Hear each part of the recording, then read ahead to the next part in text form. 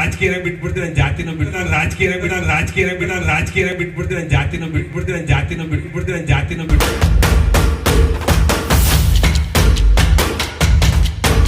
ನಮ್ಮ ಅಪ್ರಾಣೆ ನೀರು ಬರಲ್ಲ ಇಲ್ಲಿ.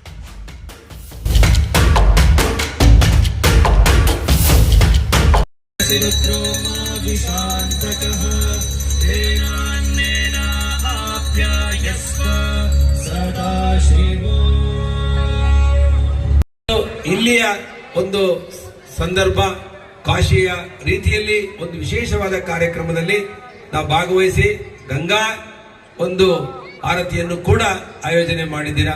ನಿಜವಾಗಲೂ ಕೂಡ ನನಗೆ ಸಾರ್ಥಕ ಆಯಿತು ಈ ಕಾರ್ಯಕ್ರಮಕ್ಕೆ ಬಂದಾಗ. ಈ ಊರು ಬಹಳ ವಿಶೇಷವಾಗಿರುವಂತ ಗ್ರಾಮ. ನಮಸ್ಕಾರ ಆನ್ಲೈನ್ ಟಿವಿ ವೀಕ್ಷಕರೇ, ನಾನು ಸುಷ್ಮಾ. 2.5 ವರ್ಷದಲ್ಲಿ ಎತ್ತಿನಹೊಳೆ ನೀರು ಬರುವುದಿಲ್ಲ, ಬಂದರೆ ರಾಜಕೀಯ ಬಿಟ್ಟು ಬಿಡುತ್ತೇನೆ. ಸುರೇಶ್ ಗೌಡ. ರಾಜ್ಯ ರಾಜಕೀಯದಲ್ಲಿ ಕಾಂಗ್ರೆಸ್ ಸರ್ಕಾರದ ಸ್ಥಿರತೆಗೆ ದೊಡ್ಡ ಪ್ರಶ್ನೆ ಮೂಡಿದ್ದು, ಸರ್ಕಾರಕ್ಕೆ ಆಯಸ್ಸೇ ಉಳಿದಿಲ್ಲ. ದಿನವೂ ಡಿ.ಕೆ. ಶಿವಕುಮಾರ್ ಮತ್ತು ಮುಖ್ಯಮಂತ್ರಿ ಸಿದ್ದರಾಮಯ್ಯ ಬೀದಿ ಜಗಳವಾಡುತ್ತಿದ್ದಾರೆ ಎಂದು ತುಮಕೂರು ಗ್ರಾಮಾಂತರ ಶಾಸಕ ಸುರೇಶ್ ಗೌಡ ತಿಳಿಸಿದರು. ತಾಲೂಕಿನ ಮಾವತ್ತೂರು ಗ್ರಾಮದಲ್ಲಿ ನಡೆದ ವಿಘ್ನೇಶ್ವರ ಸೇವಾ ಸಮಿತಿ ಏರ್ಪಡಿಸಲಾಗಿದ್ದ 12ನೇ ವರ್ಷದ ಶ್ರೀ ವಿಘ್ನೇಶ್ವರ ಸ್ವಾಮಿಗೆ ಆರತಿ ಮತ್ತು ಲಕ್ಷದೀಪೋತ್ಸವ ಗಂಗಾರತಿ ಕಾರ್ಯಕ್ರಮದಲ್ಲಿ ಭಾಗವಹಿಸಿ ಮಾತನಾಡಿದರು. ರಾಜ್ಯದಲ್ಲಿ ಅಧಿಕಾರಕ್ಕಾಗಿ ಕಿತ್ತಾಟ ನಡೆಯುತ್ತಿದ್ದು, ಸ್ಥಿರ ಸರ್ಕಾರ ಇಲ್ಲದೆ ನವೆಂಬರ್ನಲ್ಲಿ ಕ್ರಾಂತಿ, ಡಿಸೆಂಬರ್ನಲ್ಲಿ ಶಾಂತಿ, ಜನವರಿಯಲ್ಲಿ ವಾಂತಿ ಆಗುವ ಎಲ್ಲ ಸಾಧ್ಯತೆ ಇದ್ದು, ಈ ಸರ್ಕಾರ ಮಂಚದ ಮೇಲೆ ಮಲಗಿರುವ ರೋಗಿಯಂತಾಗಿದೆ.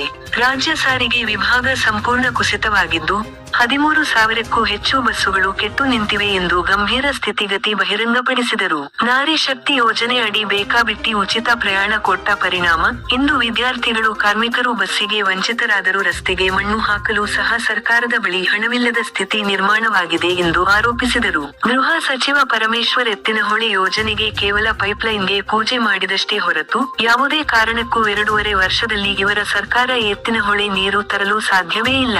ಒಂದು ವೇಳೆ ನೀರು ತಂದರೆ ನಾನು ರಾಜಕೀಯನೇ ಬಿಟ್ಟು ಬಿಡುತ್ತೇನೆ. ಸರ್ಕಾರದ ಬೊಕ್ಕಸ ಖಾಲಿ.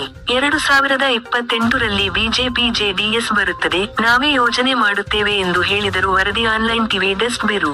ತುಮಕೂರು ಜಿಲ್ಲೆಗೆ ಏನು ಎತ್ತಿನಹೊಳೆ ಅಂತ ನೀವು ಕನಸು ಕಂಡಿದ್ದೀರಾ? ನಮ್ಮ ಸರ್ಕಾರ, ಈ ಸರ್ಕಾರದಲ್ಲಿ ದುಡ್ಡಿಲ್ಲ ಬಿಡಿ, ಸುಮ್ಮನೆ ನಮ್ಮ ಪರಮೇಶ್ವರ್ ಸಾಹೇಬರು ಪೈಪ್ ಲೈನ್ಗಳು ಹಾಕಿ ಪೂಜೆ ಮಾಡಿ ಹೋಗಿರ್ಬೇಕಷ್ಟೇ. ನಮ್ಮ ಅಪ್ರಾಣೆ ನೀರು ಬರಲ್ಲ. ಇನ್ನು 2.5 ವರ್ಷ ಬರ್ಕೊಂಬಿಡ್ರಿ. ಬಂದ್ರೆ ನಾನು ರಾಜಕೀಯ ಬಿಟ್ಬಿಡ್ತೀನಿ, ನನ್ನ ಜಾತಿನೂ ಬಿಟ್ಬಿಡ್ತೀನಿ. ಆದ್ರೆ 2028ಗೆ ಬಿಜೆಪಿ ಜೆಡಿಎಸ್ ಸರ್ಕಾರ ಬರುತ್ತೆ. 100ಕ್ಕೆ 100 ನಮ್ಮ ಕೆರೆ ಯಾವ್ದೇಳಿ, ಮಾವತ್ತೂರು ಕೆರೆ 100ಕ್ಕೆ 100 ತುಂಬಿಸ್ತೀವಿ, ಬಾಗ್ನ ಕೊಡ್ತೀವಿ. ರೈತರ ಪರ ಭಾರತೀಯ ಜನತಾ ಪಕ್ಷ ಜೆಡಿಎಸ್ ಕೆಲಸ ಮಾಡುತ್ತೆ.